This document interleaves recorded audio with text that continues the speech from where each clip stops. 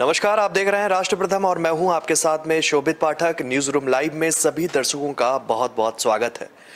खबर की शुरुआत करेंगे संयुक्त राष्ट्र सुरक्षा परिषद से। आपको बता दें कि संयुक्त राष्ट्र सुरक्षा परिषद की स्थायी सदस्यता के लिए रूस ने भारत का समर्थन किया है और वहीं एक बात फिर से निकलकर ये शामिल हो रही है कि चीन क्या फिर से जो है अड़ंगा अड़ा सकता है, क्योंकि लगातार चीन का गतिरोध जो है वो भारत के साथ बना रहता है और इसका समर्थन जो किया है वो रूस ने किया। हालांकि अमेरिका ने भी भारत का समर्थन किया है। थोड़ा सा विस्तार से दर्शकों को बताना चाहेंगे कि संयुक्त राष्ट्र महासभा में एक बार फिर रूस ने संयुक्त राष्ट्र सुरक्षा परिषद के स्थायी सदस्य के लिए भारत का समर्थन किया। यूएन जनरल असेंबली के 77वें सत्र को संबोधित करते हुए रूसी विदेश मंत्री सर्गेई लावरोव ने जो है समर्थन देने की बात कही। इसी मुद्दे पर सीधे जुड़ेंगे हमारे नेशनल एडिटर मयूर जानी जी के साथ में। सर, आपसे जानना चाहते हैं कि फिर से एक बार भारत के समर्थन की मांग उठ रही है संयुक्त राष्ट्र महासभा में, और जिस तरीके से पिछले अगर संवादों की बात करें तो चाइना ने हस्तक्षेप किया था जिसकी वजह से फिर भारत नहीं बन पाया था, और फिर से वही बात हो रही है। अमेरिका ने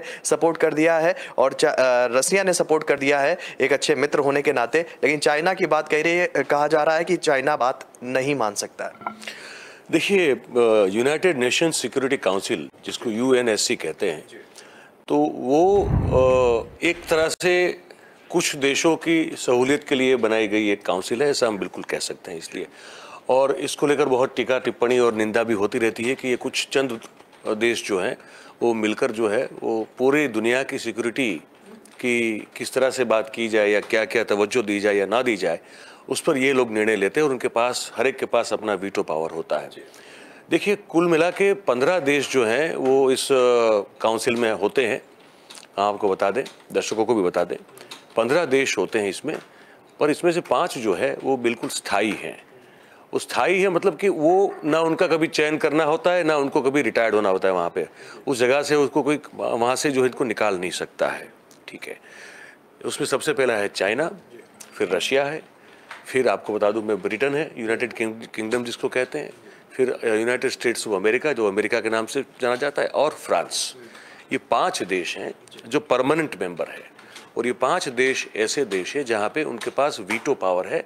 जो अगर 4 देश भी, अगर जो परमानेंट मेंबर है वो अगर सहमत हो किसी बात पे और एक कोई देश अगर सहमत नहीं है उस बात से, तो वो अपना वीटो पावर इस्तेमाल करता है। तो उसकी जब वो करता है तो फिर वो बाकी 4 जो परमानेंट मेंबर्स कंट्रीज़ हैं उनकी बात का कोई मतलब रहता नहीं है, वो डिस्कसिस हो जाती पूरी बात। तो ये अभी जो बात उठ रही है वो स्थायी सदस्य बनाने की बात उठ रही है कि भारत को, जापान को और जर्मनी को और साथ में ब्राज़ील को, जिन्हें G4 भी कहते हैं, हाँ, तो उनको भी जो है आप अब स्थायी सदस्यता दीजिए, क्योंकि अब वैश्विक परिप्रेक्ष्य में चित्र बहुत बदल चुका है। अब वो नहीं है जो जब यूएनओ की स्थापना हुई थी, वो मतलब सेकंड वर्ल्ड वॉर के बाद जो थर्ड वर्ल्ड कंट्रीज बचे थे उनके साथ जो डेवलप कंट्रीज हैं वो कैसे डील करेंगे, उनको कैसे उनके छोटे छोटे देशों से लेके जो अंडर डेवलप कंट्रीज हैं उनकी कैसे सहायता की जाएगी, ऐसा एक एजेंडा रखा गया था। और उसके बाद ये यूनाइटेड नेशंस की स्थापना की गई थी, और उसके साथ साथ फिर ये यूनाइटेड नेशंस की सिक्योरिटी काउंसिल की स्थापना की गई थी। तो वहाँ पे उस समय कोल्ड वॉर भी चलता था, बहुत सारी चीज़ें थी। अब समय बदल चुका है, तो बाइडेन का साहब का जो कहना है वो ये है कि भाई अब बदलते परिप्रेक्ष्य में आपको बदलाव लाने पड़ेंगे। रशिया भी इस बात का समर्थन कर रहा है कि नहीं, अब ज़रूरी है कि अगर आपको लैटिन अमेरिकन कंट्रीज़ का भी अगर कहीं एक स्थायी प्रतिनिधित्व देना हो तो ब्राज़ील को आपको अंदर लाना पड़ेगा। आपको एशिया का सही अर्थ में प्रतिनिधित्व देना हो, साउथ ईस्ट एशिया का, तो आपको भारत को इसमें जोड़ना पड़ेगा। ईस्टर्न एशिया की बात कर ले, अगर हम पैसिफिक की बात कर ले, तो फिर आपको जापान को भी इसमें जोड़ना पड़ेगा। और यूरोप में सिर्फ ब्रिटेन ही एक या फ्रांस ही नहीं हो सकते, यूरोपियन समूह अपने आप में बहुत ताकत रखता है बड़ी, तो उसमें एक और सदस्य का भी आपको उनको शामिल करना पड़ेगा जो जर्मनी है। तो ये बात है और मुझे लगता है कि ये सही है, ये समय है। हम बार बार ये कहते आ रहे हैं कि बाकी क्या है, देखिए 15 में से बाकी जो लोग हैं वो अस्थायी हैं, बाकी जितने भी मेंबर बनते हैं जो वो अस्थायी होते हैं, वो हर 2 साल के लिए होते हैं, वो 2 साल रहते हैं फिर उसके बाद बदल जाते हैं, और उनका कोई से नहीं है। से तो जिसका है, किसका है, जिसके पास वीटो पावर है। तो भैया हम उस स्थिति में है अभी कि हमारा भी जो है स्थान वहाँ पे स्थायी समिति में बनना चाहिए। तो उसको लेकर अगर अमेरिका खुद आगे चलकर जो है बात कर रहा है, बहुत अच्छा है। रशिया उसको समर्थन कर रहा है, ये भी बहुत अच्छी बात है। हमको लगता है कि ना फ्रांस में कोई तकलीफ होगी, ना ब्रिटेन इसमें कोई अड़ंगा लगाएगा। जो एक सवाल उठता है वो यही है कि क्या चीन इस बार सहमत होगा कि नहीं होगा, क्योंकि चीन के लिए स्ट्रेटेजिकल पॉइंट ऑफ व्यू से हमारा स्थायी सदस्य बनना बड़ा तकलीफ वाला मामला है, ठीक है। और अमेरिका और रशिया के लिए हमारा स्थायी सदस्य बनना भी व्यूह रचना के दृष्टिकोण से बड़ा महत्वपूर्ण बन जाता है कि अगर ये रीजन में अगर ये दो बड़े देश जो है, जो एक कभी स्थायी सदस्य नहीं है, अगर उसको बना दें तो फिर सिक्योरिटी पॉइंट ऑफ व्यू से जो युद्ध का जो डर बना रहता है ना, उसमें बहुत बड़ा फिर वहाँ पे आप जो है एक ठहराव ला सकते हैं। एक उस तरह से समझिए कि मतलब चिंता कम होगी अगर भारत बन जाता है, तो चीन की जो दादागिरी बढ़ रही है उसमें भी रोक लगेगी, ठीक है। तो उनकी सोच अपने हिसाब से है, वो सही है, हमारे लिए वो फायदेमंद है, तो हम उसको बिल्कुल वेलकम करना चाहेंगे। अब देखते हैं कि चीन जो है वो क्या करेगा इस मामले में। तो चीन का रवैया, जो संभावना तो ये लग रही है कि वो फिर से वीटो लगाएगा और कहेगा कि नहीं, ये नहीं होना चाहिए। पर अगर ये हो जाता है तो हमारे लिए बहुत अच्छी बात हो जाएगी। शोभित जी, आपसे ये जानना चाहेंगे, अभी कुछ मुद्दों को लेकर वीटो पावर का जिक्र किया गया था। अफगानिस्तान में जिस तरीके से हालात बदले थे, वहाँ पर भी एक दौर समझ में आया था कि वीटो पावर का यूज़ कर सकते हैं देश, लेकिन हालांकि वो स्थिति नहीं बन पाई, क्योंकि एक सहमत अगर नहीं होगा तो वीटो पावर लागू नहीं होता है। तो जिस तरीके से जो अभी सदस्य देश हैं वहाँ पर वीटो पावर जिनके पास में है, तो उनके होते हुए अगर किसी मुद्दे को हम उठाते हैं, जैसे अमेरिका की अगर बात करते हैं तो रसिया का जो उनके बाद कोल्ड वॉर चलता रहता है। फिर हम अगर चाइना की बात कर देते हैं तो अमेरिका चाइना का बीच कोल्ड वॉर चलता रहता है। तो कभी कभी ऐसा परिप्रेक्ष्य मतलब उत्पन्न हुआ है आज तक, अगर पिछले सिनेरियो की बात करते हैं, कि जब कभी किसी एक चीज़ को लेकर वीटो पावर का इस्तेमाल मतलब सभी पांचों देश अगर सहमत हुआ है? काफ़ी बार हुआ है, मतलब कह सकते हैं कि बहुत बार हुआ है। कोल्ड वॉर के समय तो ये लगातार होता रहा है। अगर कहीं अमेरिका कुछ चाहेगा तो रशिया वहां पे जो है ना कर देगा। ज्यादातर ये अमेरिका रशिया के बीच में हुआ है, या रशिया ब्रिटेन के बीच में हुआ है, या रशिया फ्रांस के बीच में हुआ है। मतलब रशिया एक तरफ रहता था और अमेरिका ब्रिटेन फ्रांस दूसरी तरफ रहते थे। तो उस समय चाइना जो है वो उस मोड में नहीं था, मतलब था, लेकिन आज की स्थिति में जब आप चाइना की बात करोगे तो आज का चाइना बहुत अलग है। उस दौर का चाइना जो था वो बहुत कुछ अलग था। लेकिन क्योंकि वो साम्यवाद विचारधारा से प्रभावित रहा है, चाइना भी साम्यवाद कम्युनिस्ट है और रशिया से ही साम्यवाद वहाँ पे गया हुआ है, तो चाइना हमेशा रशिया के साथ रहा है। लेकिन उस समय मेन प्लेयर रशिया हुआ करता था, चाइना नहीं हुआ करता था, ठीक है। तो वो जो वीटो पावर का इस्तेमाल होता था एक दूसरे के खिलाफ, वो Russia against the US, UK and France, ये रहता था। तो चीन हमेशा जो है वो रशिया के साथ खड़ा रहता था। पर चीन ने कभी, मतलब ये फिर पिछले अरसे से ये देख रहे हैं कि चीन अब जब जरूरत पड़ती है वीटो लगा देता है। हमारे खिलाफ उसने लगाया, 2 बार लगाया वीटो। 2 बार ऐसी बात हुई कि हमको स्थायी सदस्यता दी जाए, पर चीन वहाँ रोक अपना अड़ंगा उसने लगा दिया, वीटो पावर का इस्तेमाल किया, नहीं होने दिया है। तो ये है वीटो पावर और उसको एक्सरसाइज किया जाता है। और इसीलिए बाइडेन का बयान अगर देखें तो उसने ये भी कहा है कि वीटो पावर एक ऐसा अस्त्र या शस्त्र है 5 स्थायी देशों के पास, जिसका उपयोग बहुत जान समझ बूझ के, जानकर चीज़ों को हर तरह से समझ के फिर करना चाहिए। आप आराम से वीटो का इस्तेमाल कर दोगे क्योंकि आपके पास वो है, तो ये ठीक नहीं है। ये उन्होंने चाइना को मैसेज दिया है अभी कि आपके पास है वीटो, लेकिन आप है तो उसको इस्तेमाल कर ही दोगे। मतलब ऐसा नहीं, कुछ सोचो समझो, दुनिया कैसे बदल रही है, किस देश का क्या महत्व है, उसका महत्व पहले क्या था, अब क्या बन गया है, उसको भी तो देखो। तो पूरी जो ये वर्ल्ड, जिसको हम ये पृथ्वी कहते हैं, ये ग्रह को, इस धरती पे अगर जितने भी देश है उसमें से कितने प्रमुख हैं और कौन ज़्यादा तेजी से बड़ा होता जा रहा है, किसका महत्व बढ़ रहा है, तो उसको अगर वो जगह नहीं मिली तो वो अनुचित होगा। इसलिए वीटो का इस्तेमाल समझबूझ के किया कीजिए। ये संदेश भी उन्होंने अपने बयान में दिया हुआ है। भारत अगर स्थायी देश बन जाता है तो भारत के लिए किस तरीके से समीकरण बदलेंगे? भारत के हाथ में क्या क्या पावर आ जाएगी और जिसका जो है देश में एक मैसेज जाएगा, और भारत क्या कुछ कर सकता है अगर स्थायी सदस्य बन जाता है? देखिए, स्थायी सदस्य बनता है तो सबसे पहली बात अगेन फिर वहीं आ जाती है कि आपके पास वीटो का पावर है। तो इस दुनिया में जो भी सिक्योरिटी काउंसिल की भूमिका है उसमें आपका एक परमानेंट से हो जाएगा कि आप अगर जहां कहीं सहमत नहीं है तो वहां आप ये अपना विरोध पहले तो खुलकर रख सकते हैं, तो सुना जाएगा क्योंकि आप परमानेंट मेंबर हैं। परमानेंट मेंबर की बातों का सुना जाना और अस्थाई सभ्यों का सुना जाना, उसमें बहुत बड़ा अंतर होता है। वो फिर एक फॉर्मेलिटी होती है कि आपने कह दिया कि नहीं यार, ये यूक्रेन पर आपने हमला कर दिया, भाई साहब ठीक नहीं किया, है ना। अभी हम हैं, अभी अस्थाई मेंबर है अभी हम, लेकिन स्थायी नहीं है। तो वहां फिर अगर कोई स्थायी मेंबर बोलता है, उसकी बात का बहुत बड़ा वजन जो है वो माना जाता है। दूसरा, आपके पास वही वीटो, जहां आपको लगे कि आपके हित के खिलाफ कुछ हो रहा है, तो फिर आप अंत में उसका उपयोग कर सकते हैं। और इसका एक सीधा मतलब ये भी बन जाता है कि आप दुनिया के जो प्रमुख मिलिट्री पावर वाले देश है, उसमें आपकी फिर गणना या आपकी उस उपस्थिति उसमें दर्ज हो जाती है। तो उससे भी आपका एक बहुत बड़ा रुतबा जो है वो पूरी दुनिया में कायम होता है। तो ये सब फायदे हैं शोभित जी। बहुत बहुत धन्यवाद इस खबर में हमारे साथ जुड़ने के लिए सर। तो जिस तरीके से भारत की अगर बात की जा रही है, अगर भारत स्थायी सदस्य बनता है तो निश्चित तौर पर भारत के लिए बहुत बड़ी उपलब्धता होगी।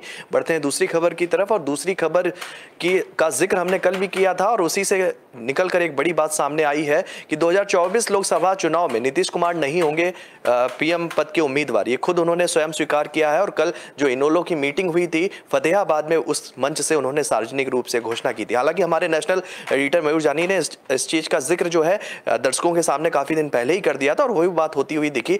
और इसी खबर पर विस्तार से जोड़ेंगे अपने साथी सहयोगी तुषार को। तुषार, क्या कुछ अपडेट है इस खबर को लेकर?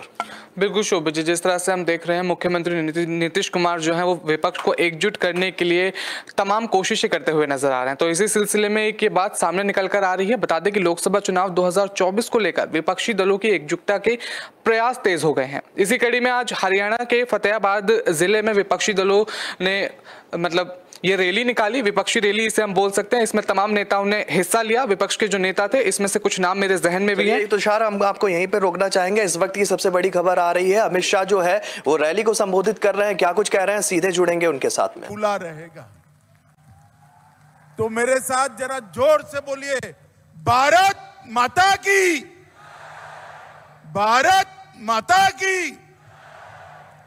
मंच पर उपस्थित भूपेंद्र भाई, रामेश्वर तेली जी, ऋषिकेश भाई, ब्रिजेश मिर्जा जी, निमिषा बेन, यहाँ के लोकप्रिय धारासभ्य श्री कन्हूभाई पटेल, प्रदीप सिंह भाई वाघेला, हर्षद गिरी गोस्वामी, आरतीबेन आहूजा जी, नीलम शमी राव जी, अहमदाबाद के डीडीओ, और आज इस कार्यक्रम में आए हुए साणंद जीआईडीसी और आसपास के क्षेत्र के सभी भाइयों बहनों અને આજુબાજુના ગામોમાંથી આયેલા સૌ મારા મતદાર ભાઈઓ બહેનોને મારા પ્રણામ નમસ્કાર। सबसे पहले तो आज शक्ति की आराधना का पर्व शुरू हो रहा है। आज से नवरात्रि की शुरुआत हो रही है। नवरात्रि प्रतीक है सदशक्ति के संचय का। नवरात्रि प्रतीक है असत्य पर सत्य की विजय का। और नवरात्रि उपासना के दिन है, शक्ति की उपासना के। आज ही नवरात्र शुरू हो रहा है। मैं गुजरात, मेरे मत क्षेत्र गांधीनगर और साणंद और देश भर के सभी नागरिकों को नवरात्र की बहुत बहुत शुभकामनाएं और साधुवाद देना चाहता हूं। मित्रों, आज नवरात्रि का सप्ताह गुजरात में नवरात्रिનું મહત્વ દિવાળીથી જરાય કમ નથી ભાઈ। 9 દિવસ દુનિયાનો સૌથી મોટો उत्सव જે હજારો કિલોમીટર સુધી માની આરતી કરી જુવાનિયાઓ માને ગરબો લઈ માની ભક્તિનું વાતાવરણ ઊભું કરે, એ નવરાત્રી ગુજરાતીઓને પ્રાણથી પ્રિય છે। સૌ ગુજરાતીઓને હું ખૂબ ખૂબ શુભેચ્છાઓ નવરાત્રિની આપવા માંગુ છું।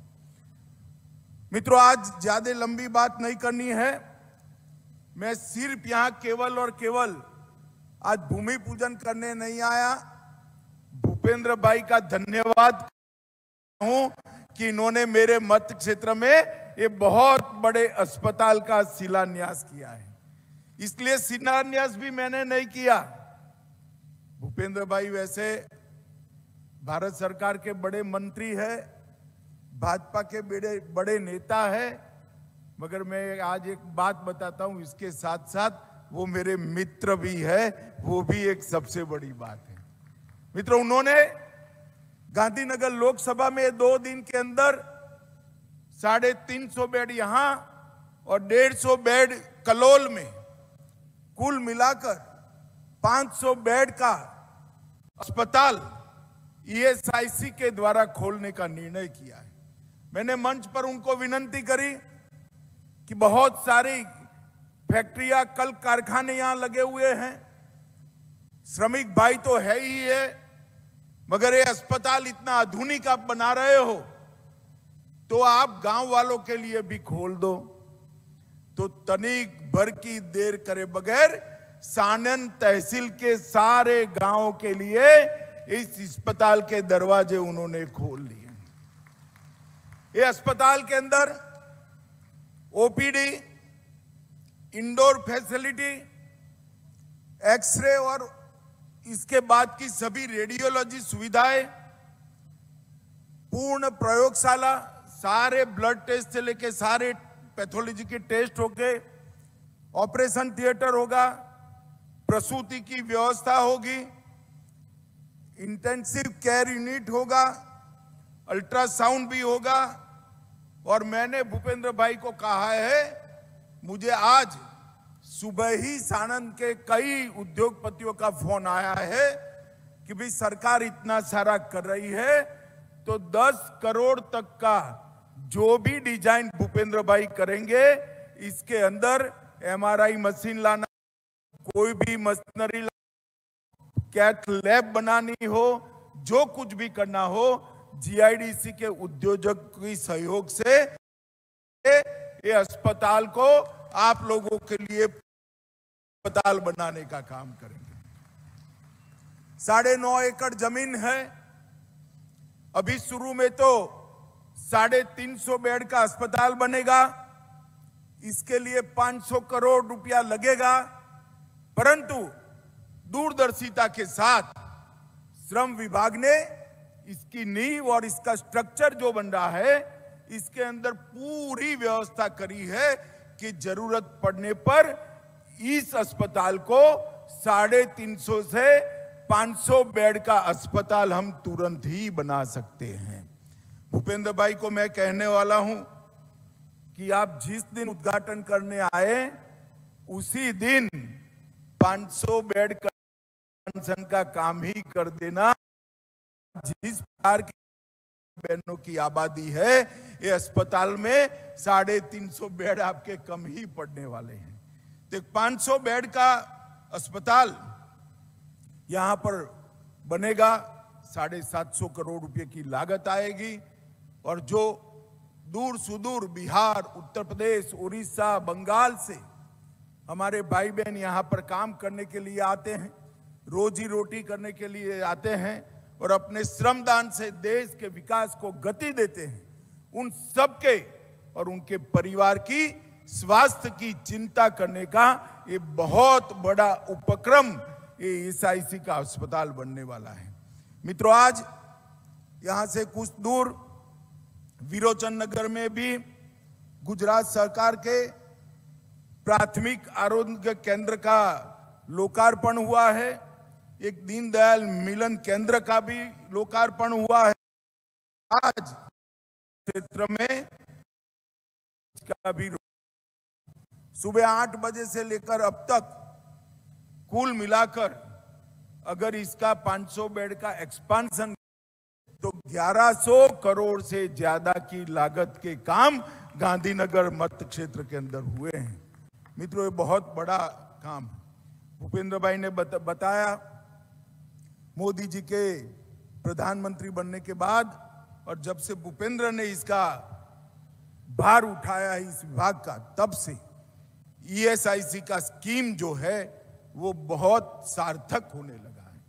कई सारे अस्पताल जर्जरित हालत में पड़े थे, कई सारी बड़ी बड़ी इंडस्ट्रियल कॉलोनियां जहां सानंद जैसा है अस्पताल की जरूरत थी, हो नहीं पाती। कलोल का अस्पताल पूरा जर्जरित बनकर पड़ा हुआ था।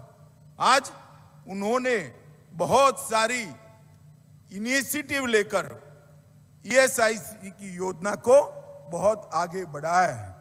मैंने उनको कहा है कि अस्पताल सेट होने के बाद मेडिकल और नर्सिंग कॉलेज का भी प्रोविजन आप करिए। भूमि गुजरात, इसके साथ साथ मोदी जी ने हेल्थ इंफ्रास्ट्रक्चर के लिए एक होलिस्टिक अप्रोच लिया है। इसमें पहला, मेडिकल साइंस से जुड़े हुए सभी प्रकार के इंफ्रास्ट्रक्चर और ह्यूमन रिसोर्स का विस्तार करना। आयुष जैसी, दूसरा है आयुष जैसी पारंपरिक भारतीय चिकित्सा पद्धति को मेन स्ट्रीम में धारा में लाना। और तीसरा है टेक्नोलॉजी के माध्यम से देश के हर गांव में एक्सपर्ट सुविधाएं पहुंचाना। मित्रों, आज मैं ज्यादा कहना नहीं चाहता। 2013-14 में देश में 387 मेडिकल कॉलेज थे, और ध्यान से सुनना, सिर्फ 387, और 21-22 में 387 से बढ़कर 596 मेडिकल पहुंचाने का, कॉलेज पहुंचाने का काम हमारे नरेंद्र मोदी जी ने किया। एमबीबीएस की सीटें 51,000 थी, इसको बढ़ाकर 89,000, लगभग 90,000 करने का काम भारतीय जनता पार्टी की मोदी सरकार ने किया है। और पीजी सीटों की संख्या जो 31,000 थी, इसको बढ़ाकर 60,000 से तक पहुंचाने का काम किया है। इसके अलावे 60 करोड़ लोगों को आयुष्मान भारत का कार्ड देकर 5 लाख तक की सारी स्वास्थ्य सुविधाएं फ्री ऑफ कॉस्ट करने का काम किया है। गुजरात सरकार ने भी माता मृत्यु दर, शिशु मृत्यु दर, संस्थागत डिलीवरी, ऐसे कठिन लक्ष्यांकों को बहुत अच्छे तरीके से इंप्रूव किया है। आज मैं इस मंच पर से भूपेंद्र भाई को बहुत बहुत धन्यवाद मेरे मत क्षेत्र की ओर से कहना चाहता हूं कि आपने ये सारे जो श्रमिक भाई है इस क्षेत्र के अंदर लगभग 3 लाख है, सिर्फ साणंद कॉम्प्लेक्स के अंदर 1,30,000 श्रमिक भाई बहन है। इन सब के लिए ये बहुत बड़ी सुविधा आपने की है। मैं आपका बहुत बहुत धन्यवाद करना चाहता हूं। और मित्रों, मैं इतना विश्वास दिलाना चाहता हूं, ये अस्पताल भूपेंद्र भाई और मैं दोनों पीछे लगेंगे। जल्द से जल्द इसका उद्घाटन होगा, जल्द से जल्द उसका एक्सपांशन होगा, અને સાણંદ તાલુકાના બધા જ ગામોમાં એની સ્વાસ્થ્ય સુવિધાઓ દરેક પ્રકારની પહોંચે અને કોઈએ સાણંદથી અમદાવાદ ના જવું પડે એવા પ્રકારની વ્યવસ્થા અહીંયા જ ઊભી થશે। ऐसा विश्वास देकर मैं मेरी बात को समाप्त करता हूं। वंदे मातरम, भारत माता की जय। बहुत बहुत। तो आप सुन रहे थे गृह मंत्री अमित शाह को। गुजरात में वो हैं, उनका 2 दिवसीय दौरा है और लगातार गुजरात के लोगों के लिए वो कह सकते हैं कि शिलान्यास का कार्यक्रम कर रहे हैं और कई सारी महत्वाकांक्षी योजनाओं को उन्होंने गिनाया। और इस दौरान उन्होंने मुख्यमंत्री भूपेंद्र पटेल का भी जिक्र किया और उनकी कार्यशैली की जो है जमकर तारीफ की।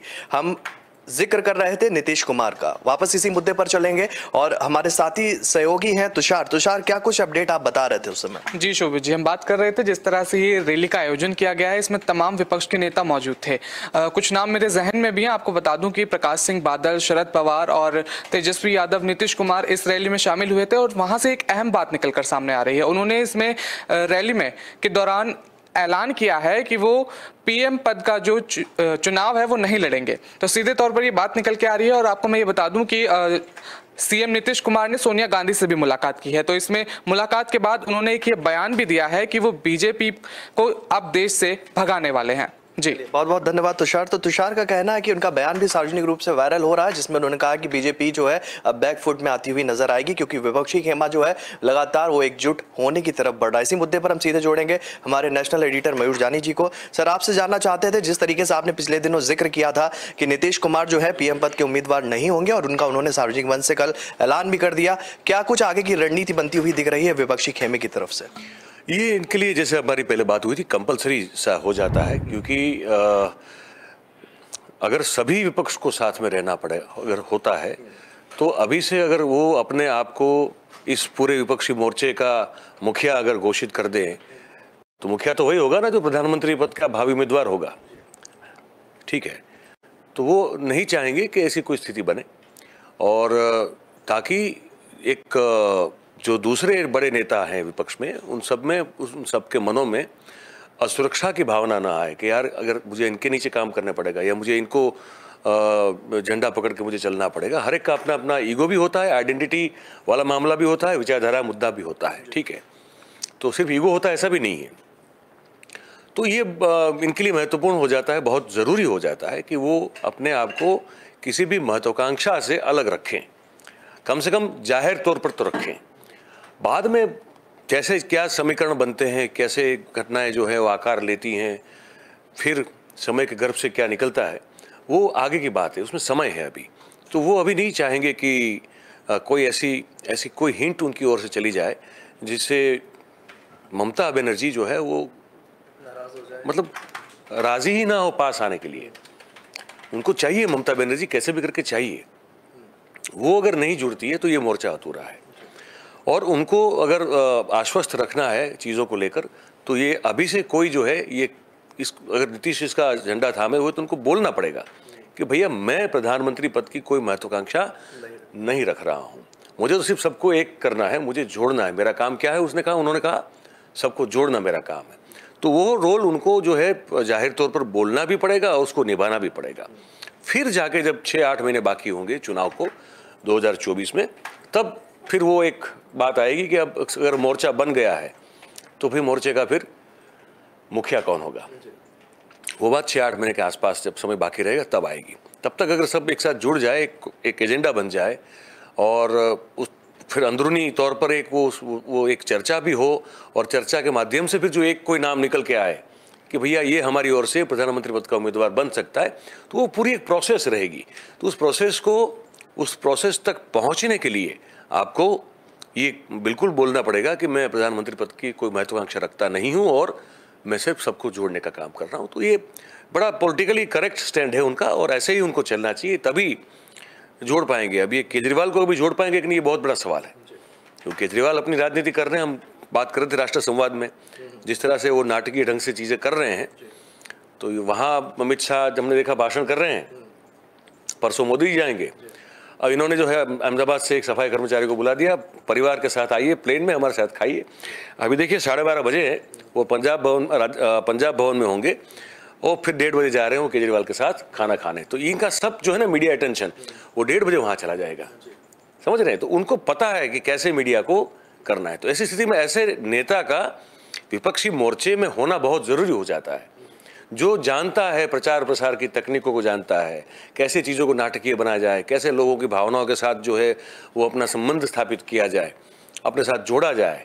ऐसा कोई भी व्यक्ति, एक समय था लालू जी हुआ करते थे, अब लालू जी की उम्र भी है और उनकी बीमारी ने उनको काफ़ी कमज़ोर भी कर दिया।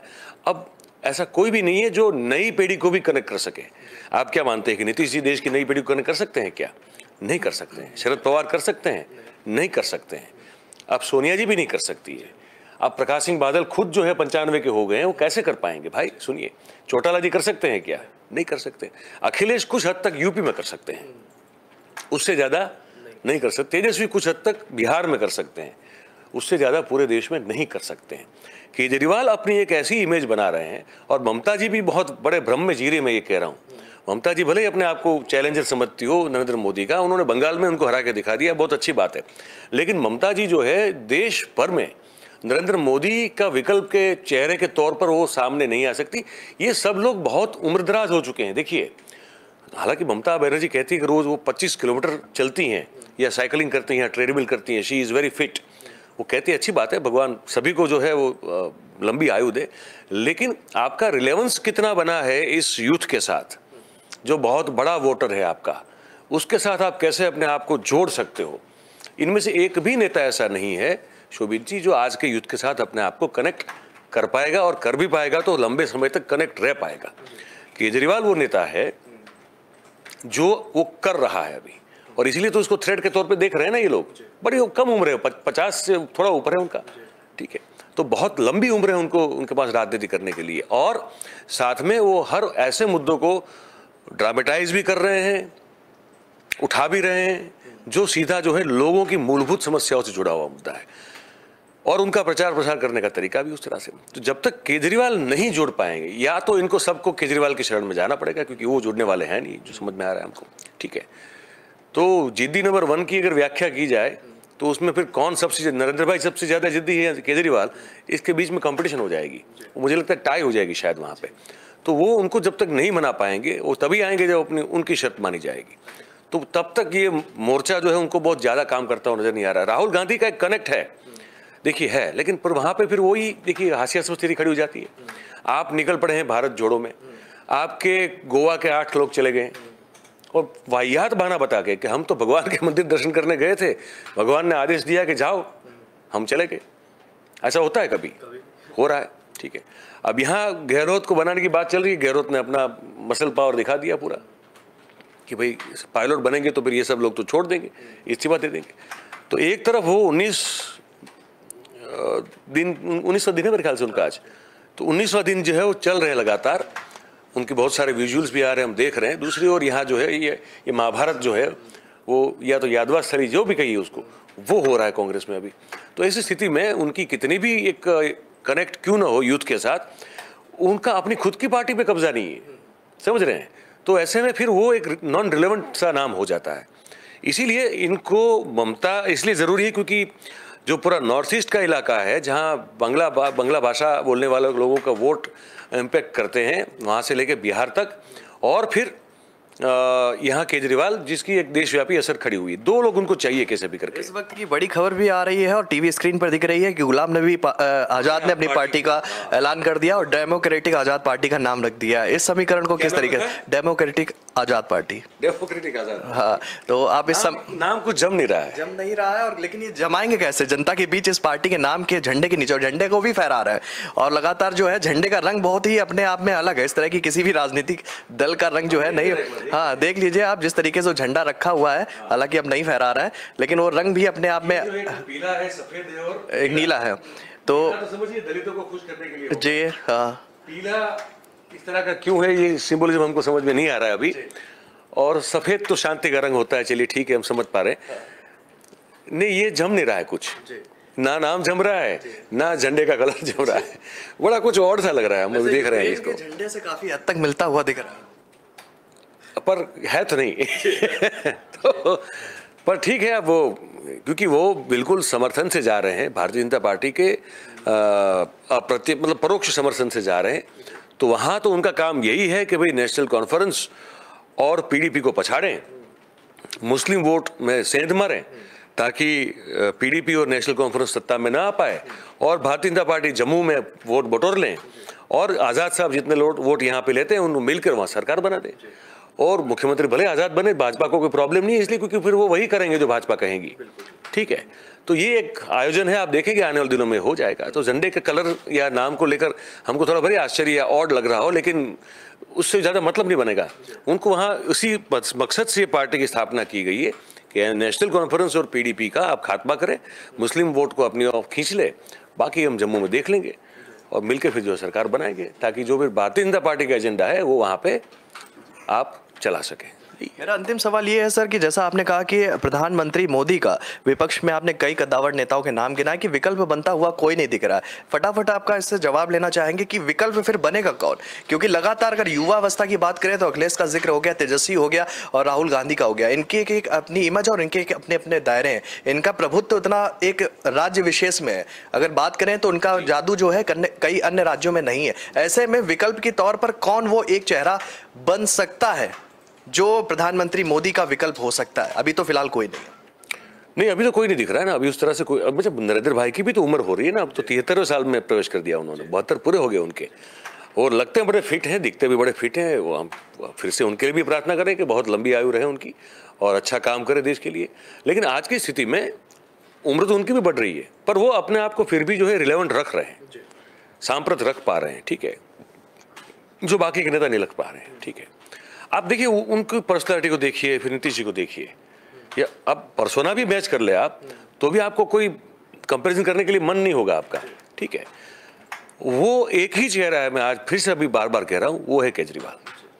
केजरीवाल जिस तेजी से आगे बढ़ रहे हैं और वो एक विकल्प के तौर पर अपने आप को प्रस्थापित कर सकते हैं, हुए नहीं हैं लेकिन उस दिशा में है।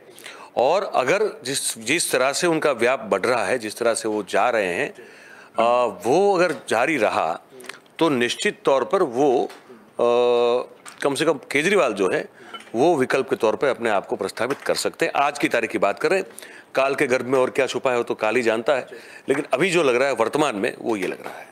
बहुत बहुत धन्यवाद सर इस खबर में हमारे साथ जुड़ने के लिए। तो निश्चित ही तौर पर दो दृश्य आपने देखे, एक में जो है गुलाम नबी आजाद ने अपनी पार्टी का ऐलान कर दिया, डेमोक्रेटिक आजाद पार्टी नाम रख दिया है। अब देखने वाली होगी इस पार्टी की धाक जनता के बीच कितनी पहुंचती है। लगातार इसको लेकर भी हम अगले न्यूज रूम लाइव में चर्चा करेंगे। और नीतीश कुमार का हमने जिक्र किया तो उन्होंने अपने आप को प्रधानमंत्री पद उम्मीदवार बनाने से फिलहाल अभी ना कर दिया है। अब आने वाली राजनीति आने वाले दिनों में कितना कामयाब होते हुए दिखेंगे, इस पर भी हम लगातार जिक्र करते रहेंगे। बढ़ते हैं तीसरी खबर की तरफ। वो खबर है कि भाजपा नेता मिथुन चक्रवर्ती का दावा है कि तृणमूल कांग्रेस के 21 विधायक मेरे संपर्क में। ये बड़ा दावा किया गया है मिथुन चक्रवर्ती के द्वारा। और क्या कुछ अपडेट है इसके लिए, जो इसमें हम अपनी साथी सहयोगी है वैष्णवी से जानना चाहेंगे कि क्या कुछ अपडेट है इस दावे को लेकर। जी, आपको बता दें कि बीजेपी के जो नेता है मिथुन चक्रवर्ती, उन्होंने शनिवार को ये दावा किया था कि तृणमूल कांग्रेस की जो 21 विधायक है वो उनके संपर्क में है। बॉलीवुड के अभिनेता ने जो ये अपना बयान दिया है, उन्होंने संवाददाता सम्मेलन में इस बयान को दिया था और जुलाई में किए गए इस दावे से वो बिल्कुल ही कायम है। सत्तारूढ़ जो टीएमसी के 38 विधायक है वो विपक्षी दल के कांग्रेस में हैं, जिनमें से 21 उनके सीधे संपर्क में बताया जा रहा है। चलिए बहुत बहुत धन्यवाद वैष्णवी। तो वैष्णवी ने कहा कि 21 बताया जा रहा है और लगातार जुलाई से, जैसा कि वो कहते हैं कि जुलाई में मैंने बयान दिया था और जुलाई से 21 जो है उनके विधायक अभी भी संपर्क में है, ये ताज्जुब की बात है। और इसी मुद्दे पर हम सीधे जुड़ेंगे, हमारे वरिष्ठ सहयोगी हैं जय शर्मा जी। जय शर्मा जी, आपसे ही जानना चाहते हैं कि पहले तो मैं आप जानना चाहूंगा कि मिथुन चक्रवर्ती का कद कितना है भाजपा में, उसका भी जिक्र करिएगा। और दूसरा मेरा इसी से जुड़ा हुआ सवाल है कि 21 विधायक तो है, वो जुलाई में कह दिया है कि मेरे साथ में, इस बात में कितनी दम है? क्योंकि बातें तो बड़ी बड़ी हो जाती हैं, 21 विधायक क्या जुलाई से अभी तक साथ हो सकते हैं? शोभित, सबसे पहले बताना चाहूंगा कि मिथुन चक्रवर्ती जो उनका अभी हम देखने जाए भाजपा के अंदर, उनका भाजपा के अंदर तो कद है ही, साथ साथ में वहाँ के जो लोकल पीपल्स है, जो लोकल्स एरिया है, उसमें भी मिथुन चक्रवर्ती का जितना बॉलीवुड में ज़्यादातर नहीं था, उससे ज़्यादा उनका पॉलिटिक्स में और वहाँ के लोकल एरिया के अंदर बहुत बड़ा प्रभाव है।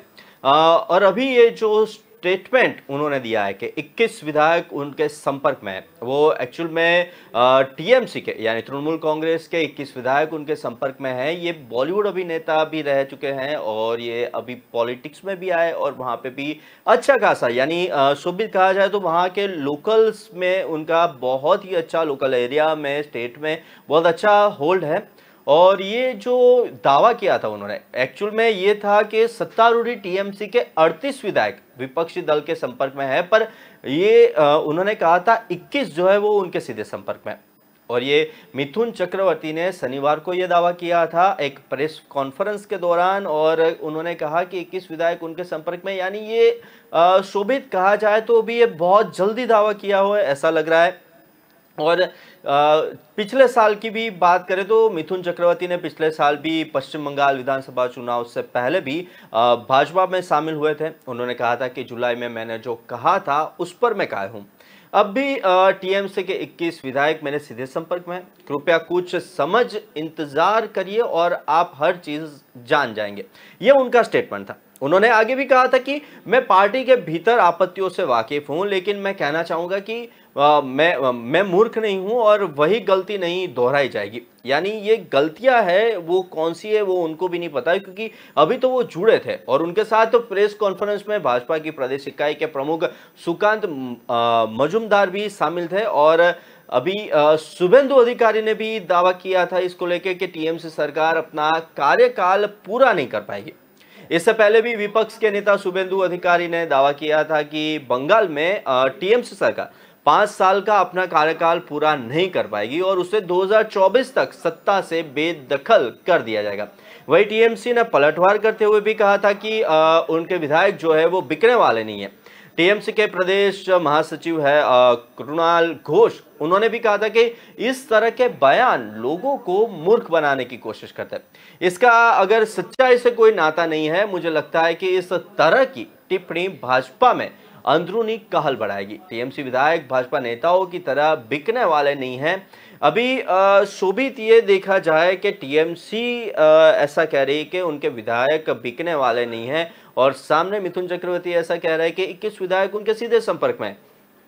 अभी अगर सही तौर पे देखा जाए तो ये बहुत जल्दी ये स्टेटमेंट सामने आया है, या फिर मैं ऐसा कहना चाहता हूं कि जिस तरीके से बीजेपी और कांग्रेस के अंदर जो घूट चल रहा है, जिस तरीके से हर एक जगह पे अगर किसी पार्टी को उसके दावेदार कम पड़ रहे हैं तो वो कोई भी ऐसा स्टेटमेंट देते हैं, तो अगर जिसको उनके साथ जुड़ना है तो वो सामने से आएंगे या फिर उनको कोई ऑफर दिया जाएगा। ऐसे पिछले इलेक्शन में भी होता है और हर इलेक्शन में ऐसा होता रहता है। पर अभी ये जो दावा है, क्योंकि अभी तो लास्ट टर्म ही उन्होंने बीजेपी ज्वाइन किया, मिथुन चक्रवर्ती एक्टिव हुए और इतना ही नहीं, और सीधे कह रहे 21 उनके जो है संसद सभ्य वो उनके कनेक्टिविटी में है, उनके कांटेक्ट में है। पर शोभित, मैं एक चीज इतना ऐड करना चाहूंगा, पर उनका जो दावा है वो ऐसे तो नहीं होगा, कुछ ना कुछ उसके पीछे होगा। पर वहां पे लोकलाइट और वहां के लोकल एरियाज में उनका होल्ड है, उसमें हम दो मत नहीं हो सकते। और वहां पे उनकी एक अनोखी, यानी जिस तरीके से बॉलीवुड के अंदर अमिताभ बच्चन से लेके सब है, रजनीकांत से लेके सब है, पर ये सब एरियाज के अंदर मिथुन चक्रवर्ती का अलग चाहने वाला वर्ग है और उसका फायदा सीधा हो सकता है। इतना मैं कहना चाहूंगा। जी शोभित। चलिए, इस खबर में जुड़ने के लिए बहुत बहुत धन्यवाद अजय शर्मा जी आपका। बढ़ते हैं चौथी खबर की तरफ, और वो खबर भी काफी महत्वपूर्ण है क्योंकि राजस्थान में जिस तरीके से घोर संकट व्याप्त है उस पर चर्चा करना लाजमी है। थोड़ा सा दर्शकों को बताना चाहेंगे कि गहलोत समर्थक विधायकों ने स्पीकर को सौंपा इस्तीफा, और सवाल ये निकल कर आता है क्या गिर जाएगी कांग्रेस सरकार। कांग्रेस में समय जो है राजस्थान में कांग्रेस में घमासान मचा हुआ है, थोड़ा सा विस्तार से बात करना चाहेंगे। कांग्रेस में अध्यक्ष पद के चुनाव को लेकर सियासी सरगर्मियां जो हैं अभी से शुरू हो गई। राजस्थान में पार्टी में नया अंदरूनी ड्रामा भी सभी के सामने चल रहा है, और दरअसल राजस्थान के मुख्यमंत्री अशोक गहलोत की ओर से कांग्रेस अध्यक्ष पद का चुनाव लड़ने के ऐलान के बाद से ही सचिन पायलट को यह पद मिलने की उम्मीद थी, लेकिन जिस तरीके से कल मीटिंग होने के बाद में विधायकों ने इस्तीफा सौंप दिया है, इसी मुद्दे पर सीधे जुड़ेंगे हमारे वरिष्ठ सहयोगी जिगर पांड्या जी के साथ में। जिगर पांड्या जी, आपसे ही जानना चाहेंगे क्योंकि काफी दिनों से हम लोग इस मुद्दे पर लेकर जो है चर्चा करते हुए दिख रहे हैं। आपसे ही जानना चाहेंगे कि जो दर्शकों को बताना चाहेंगे कि जिस तरीके से मतभेद की खबरें लगातार सामने आ रही थी, हालांकि गहलोत समर्थक विधायकों ने उन्हें नेता मानने से इनकार कर दिया है। मतलब सचिन पायलट को लेकर उनका यह दावा है कि हम सचिन पायलट को नेता नहीं मानते हैं, और अगर सचिन पायलट को लेकर कोई भी चुनावी मुद्दे को लेकर जो है अशोक गहलोत के पास में कोई भी दल लेकर आता है या उनके कार्यकर्ता लेकर सामने आते हैं तो निश्चित ही तौर पर हम उसे स्वीकार नहीं करेंगे। तो इस वक्त की सबसे बड़ी खबर भी कहेंगे क्योंकि लगातार जो है मतभेद की खबरों को लेकर सामने आती जा रही है, और इसी मुद्दे पर सीधे जुड़ेंगे हमारे वरिष्ठ सहयोगी जिगर पांड्या जी के साथ। आपसे जानना चाहेंगे जिगर पांड्या जी कि जिस तरीके से राजस्थान में अंदरूनी कलह शुरू हो गई है और लगातार अशोक गहलोत है वो झुकने का नाम नहीं ले रहा है, और ये जो लड़ाई है पहले राष्ट्रीय अध्यक्ष पद के कुर्सी को लेकर थी, अब लेकिन वो आ गई है प्रेस्टीज इशू बन गया है, मतलब वो प्रतिष्ठा की बात बन गई है। क्या कुछ कहना चाहेंगे इस बात को लेकर? शोभित, देखो, कल भी मैंने यही आशंका जताई थी। कल हमारी यही मुद्दे पे जब चर्चा हो रही थी तो यही आशंका मैंने कल ही बता दी थी कि राजस्थान के जो राजनीतिक आसार जो है वो ठीक नहीं दिखाई दे रहे, क्योंकि गहलोत गुट और सचिन पायलट गुट दोनों अभी आमने सामने है। शाम तक इंतजार करना था और वो जो आशंका थी वो सामने आ गई कि अशोक गहलोत के जो गुट वाले जो धारासभ्य है वो अपने इस्तीफा देने के लिए पहुंच चुके हैं और शायद इस्तीफा भी देने के मूड में है। अब सचिन पायलट को कुछ भी तरीके से सीएम बनने की कुर्सी तक या सीएम बनने की जो एक उनकी आकांक्षा है वो वहीं पे ब्रेक लग जाए, उसी बारे में गहलोत और उनका जो पूरा एक जुट है वो सोचता है। देखो कल तो सचिन पायलट जो है उनके समर्थन में बहुत सारे पोस्टर वॉर भी चल रहा था राजस्थान में, खास करके अशोक गहलोत के जो उनका जो एक इलाका है जहां से वो चुनाव जीतकर सीएम पद तक पहुंचे, वही इलाके में सचिन पायलट के पोस्टर लगे हुए थे, उनके जुट काफ़ी सक्रिय था। अब ये जो राजनीति चल रही है और सियासी घटनाक्रम है उसके दौरान अपनी ताकत दिखाकर पार्टी आला कमान को खुली चुनौती तो फिलहाल दे दी है गहलोत गुट ने। अब सचिन पायलट कैंप के अगले कदम पर भी सभी को निगाहें है कि सचिन पायलट गुट क्या कर रहा है। राजस्थान की राजनीति में जो अभी सियासती जो घटनाक्रम एक के बाद सामने आ रहा है और नुकसान कुल मिला के तो कांग्रेस को हो रहा है, और प्रतिपक्ष मतलब विपक्ष में जो बैठा हुआ है भारतीय जनता पार्टी का खेमा वो नजर टिकाए बैठा है कि इनमें से कुछ जो लाभ जो है वो हम कैसे ले सकते हैं। क्योंकि एक बार तो 2 साल पहले करीब तो ये सचिन पायलट का जो पूरा एक खेमा है वो बगावत के सुर छेड़ चुका था। फिर से वही आशंका है कि सचिन पायलट एंड कंपनी शायद बगावत का सुर छेड़ दे और आला कमान को मुश्किल में ज़्यादा से ज़्यादा कैसे उनको मतलब एक उनका जो एक ताकत है वो दिखाने की कोशिश कैसे की जाए वो करेंगे। लेकिन एक बात तो साफ हो चुकी है कि कांग्रेस की गलियारों में भी इसे लेकर चर्चाएं चल पड़ी है। सियासी जो घटनाक्रम है फिलहाल गहलोत कैंप को फायदा मिल रहा है ऐसा कई लोग सोचते हैं। 19 अक्टूबर से पहले अशोक गहलोत का मुख्यमंत्री पद से इस्तीफा नहीं हो, शायद क्योंकि मुख्यमंत्री बने रहेंगे, और दूसरी ओर अशोक गहलोत राष्ट्रीय अध्यक्ष पद अगर सस्पेंस जो है वो बढ़ रहा है और 19 अक्टूबर तक तो यही घटनाक्रम जो है वो हमको देखने को मिलेगा। उसमें कहीं ना कहीं भारतीय जनता पार्टी फायदा लेने में कैसे वो मतलब अपने कदम बढ़ा रही है वो देखेंगे। साथ साथ में एक आशंका वो भी है कि अगर अशोक गहलोत जो अध्यक्ष पद बन गए तो किसको मुख्यमंत्री बनाने के तौर पे मतलब नाम आएगा। सीपी जोशी का नाम तो है और भी नाम आ रहे हैं, लेकिन सबसे ऊपर फिलहाल तो जैसे आला कमान ने भी एक मन बना लिया था कि हम सचिन पायलट को ही बना ले, क्योंकि 2 साल तक तो मतलब ये पूरा शांत माहौल हुआ था। अब और 2-2.5 साल बचे हैं तो शायद ऐसा हो सके कि दोनों खेमे को एक बराबर की हिस्सेदारी मिल जाए। पहली बार अशोक गहलोत का जो खेमा था उनको मतलब एक आश्वस्त रूप से सीएम बना दिया अशोक गहलोत साहब को, और उनको एक आश्वासन दे दिया। अब सचिन पायलट के गुट को भी ये समझाकर शायद जो 2 प्रतिनिधि जो भेजे थे कल, उनके पास से यही आकांक्षा थी कि शायद सचिन पायलट के नाम पे मोहर लग सकती है, लेकिन ऐसा नहीं हुआ है। तो आने वाले दिनों में हम देखेंगे कि बराबरी की जो एक जंग छिड़ चुकी है राजनीतिक गलियारों से। ऐसी भी खबर आ रही है कि राजस्थान में अब सब कुछ ठीक नहीं चल रहा। जी शोभित। बिल्कुल, एक सवाल ये भी निकल कर आता है कि वो राहुल गांधी जो हैं जिस तरीके से भारत जोड़ो यात्रा कर रहे हैं, वो एक तरफ बात कर रहे हैं कि हम देश को जोड़ने की बात करते हैं और देश का जुड़ाव जो है नौजवान वो मेरे से जुड़ाव भी रखता हुआ नजर आ रहा है। दूसरी तरफ राजस्थान में महाभारत चल रही है। अशोक गहलोत जो है एक तरफ ये भी बात निकल कर आ रही कि सोनिया गांधी के काफी खास माने जाते हैं। सोनिया गांधी ने उन्होंने प्रपोजल के लिए हाँ करवाया, राहुल गांधी से उनकी मुलाकात हुई, राहुल गांधी ने उन्हें स्टॉप कर दिया कि आप इससे ज्यादा जिक्र नहीं करेंगे। तो ये बगावती सुर जो अपना लिया अशोक गहलोत ने कि राहुल गांधी का भी वो जो उन्होंने आदेश दिया उसका भी वो पालन करते हुए नहीं दिख रहा है, और भारतीय जनता पार्टी को एक मौका दे दिया है कि वो अब उस पर जो है पूरी तरीके से नजर गड़ाए बैठी है। क्योंकि भारतीय जनता पार्टी के पास में भी 80 सीटें करीब है राजस्थान में, और 108 सीटों के आसपास जो है 200 सीटें हैं विधानसभा राजस्थान में। अगर 101 भी किसी पार्टी का होता है तो सरकार उसकी बन जाती है। जिस तरीके से अगर भारतीय जनता पार्टी ने अविश्वास प्रस्ताव पारित करने की मांग अगर कर दी और ऐसे में अगर विधायक दलों का इस्तीफा हो गया तो निश्चित ही तौर पर भारतीय जनता पार्टी के हाथ में बटेर लग सकती है। इस बारे में क्या कहेंगे आप? नजर तो टिकाए बैठा है भारतीय जनता पार्टी के बहुत सारे नेता, क्योंकि कांग्रेस में अध्यक्ष पद के चुनाव को लेकर सियासी गर्मियां जो शुरू हुई थी उसके बीच में ये राजस्थान में भी अंदरूनी ड्रामा जो है वो शुरू हो चुका है। राजस्थान के मुख्यमंत्री अशोक गहलोत की ओर से अध्यक्ष पद का चुनाव लड़ने जाने के ऐलान के बाद जो ये एक पूरा ड्रामा, और उसमें भी सचिन पायलट को सीएम पद मिलने की जो उम्मीद है, उसके ऊपर तो फिलहाल अशोक गहलोत समर्थक ऐसा बोल रहे हैं कि जादूगर ने जादूगरी दिखा दी है। जो हम लोग बोल रहे हैं कि सियासी गर्मी आ चुकी है, उसको ही कांग्रेस के कई विधायक जादूगर ने जादूगरी दिखा दी है ऐसा बोल रहे हैं। जादूगर मतलब अशोक गहलोत। अब देखो, एक बात तो स्पष्ट है कि गहलोत कैंप का गेम प्लान जो है वो कहीं ना कहीं सामने आ गया है।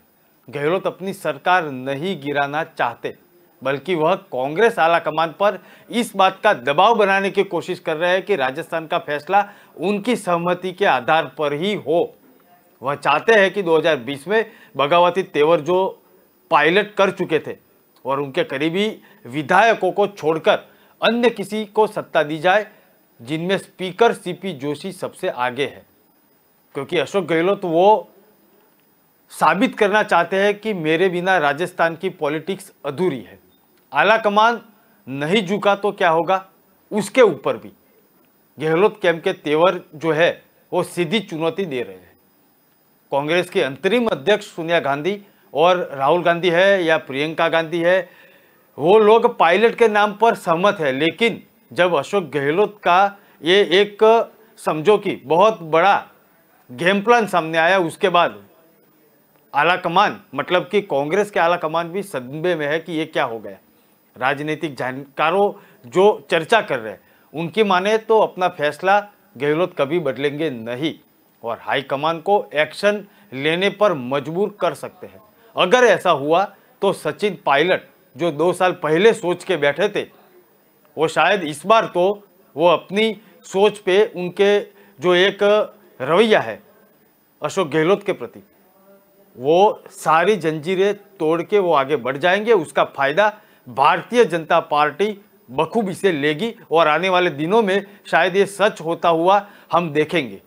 शोभित, मेरा अंतिम सवाल आपसे है जिगर पांड्या जी, मैं जानना चाहता हूं, थोड़ा सा जल्दी से आंसर दे दीजिएगा इसका, कि लगातार जिस तरीके से अशोक गहलोत का जिक्र करते जाते हैं, उम्र में भी काफ़ी वरिष्ठ हैं और पार्टी के भी काफ़ी करीबी माने जाते हैं, और इस तरह की जो कदम ये उठा रहे हैं, जादूगर उन्हें ज़रूर कहा जाता है, लेकिन जादूगर तब कहा जाता है और ये बात तब अच्छी लगती है जब वो सरकार बनाते हैं राजस्थान में। लेकिन जिस तरीके से कल की घटना, जो कल विधायक दल की मीटिंग हुई और यहाँ पर अजय माकन और मल्लिकार्जुन खड़गे भी उस जगह पर पहुंचे, तो कह सकते हैं कि वो सबको ताक पे रख रहे हैं अशोक गहलोत। जिस तरीके से बात करें सोनिया गांधी की अगर बात का वो अवहेलना कर देंगे और राहुल गांधी की बात का नहीं करेंगे। जिस तरीके से अगर हम बात करेंगे, जब पिछली फूट की बात हुई थी कांग्रेस में, वहां पर ज्योतिरादित्य सिंधिया का इस्तीफा हुआ था और भारतीय जनता पार्टी का उन्होंने दामन थाम लिया था, तो और सचिन पायलट भी जाने की उस समय जो अटकलें थी, आपने भी सुना होगा कि काफी जोर पकड़ी थी कि सचिन पायलट भी जा सकते हैं भारतीय जनता पार्टी में, लेकिन वो नहीं गए। क्यों नहीं गए? क्योंकि वो इस दिन का इंतजार कर रहे थे और हो सकता है कि उस टाइम पे ये जिक्र हुआ हो कि अशोक गहलोत को हम राष्ट्रीय अध्यक्ष बना देंगे और आप जो है राजस्थान की कुर्सी पर बैठ जाएंगे। तो जिस तरीके से ये गतिरोध सामने निकल कर आ रहा है, इस बारे में आप क्या कहना चाहेंगे? अशोक गहलोत जो है वो अब हटी नेता के तौर पर अपनी पहचान बनाने में कामयाब होंगे क्या, जिस तरीके से उन्होंने हटी स्वभाव को अपनाया हुआ है? देखो शोभित, एक बात स्पष्ट है कि अशोक गहलोत ने अपना प्रभुत्व जताने के लिए गांधी परिवार के प्रभुत्व को चुनौती दी है और ये कतई गांधी परिवार और गांधी परिवार के करीबी समर्थक जो है कांग्रेसी है, वो मानेंगे ही नहीं। अशोक गहलोत भले ही अपनी सरकार के लिए गिराना नहीं चाहते, लेकिन ये प्रेशर पॉलिटिक्स जो है वो उनके लिए कहीं ना कहीं भारी पड़ने वाला है। और ये मेरे शब्द याद रखना कि कैसे भारी पड़ेगा, तो हम आने वाले दिनों में हम ये देखेंगे, हम दोनों देखेंगे, पूरे राजनीतिक खेमे में चर्चा होगी और मीडिया भी देखेगा कि ये दाव कहीं उल्टा न पड़ जाए। और जिस तरह का रुख और खुला विरोध पायलट का हो रहा है, उससे संभव है कि सचिन का सब्र भी टूट जाएगा और आलाकमान की स्थिति को संभालने में नाकाम हुआ तो पायलट का खेमा अपना मोर्चा खुलकर सामने आ सकता है। और ये सब जो हुआ तो इशारे पर, किसके इशारे पर पार्टी छोड़ सकते हैं वो भी हम समझ सकते हैं, और अगर ऐसा हुआ तो सरकार बचना मुश्किल हो जाएगा।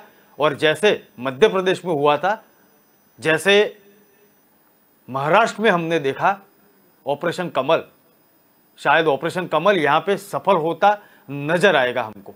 जी चलिए, बहुत बहुत धन्यवाद जिगर पांड्या जी आपका, क्योंकि आप काफी वरिष्ठ हैं और आपके जो आंकड़े हैं वो कांग्रेस की अगर राजनीति में बिल्कुल फिट बैठते हुए दिखते हैं। हमसे जुड़ने के लिए बहुत बहुत धन्यवाद। कल हम फिर से आपसे जुड़ेंगे। तो दर्शकों को बताना चाहेंगे कि जिस तरीके से लगातार कांग्रेस में मंथन चल रहा है, वो अपने आप में उस मंथन से बहुत सारी चीजें निकलकर सामने आ रही हैं, उन पर भी हम लगातार जिक्र करेंगे। तो आज हमने बात की दिन की 4 बड़ी खबरों के बारे में, जिस पर आज हमारी नजर लगातार बनी रहेगी। फिलहाल न्यूज रूम लाइव में आज के लिए इतना ही। कल हम फिर हाजिर होंगे 12 से 1 बजे के बीच में दिन की 4 बड़ी खबरों के साथ में। दर्शकों को बताना चाहेंगे कि अगर वो देश और दुनिया से जुड़ी हुई खबरों को विस्तार से जानना चाहते हैं तो वो हमारी वेबसाइट www.kalamkartav.com पर जाकर खबरों को देख सकते हैं। तो फिलहाल मुझे दीजिए इजाजत, तब तक के लिए नमस्कार।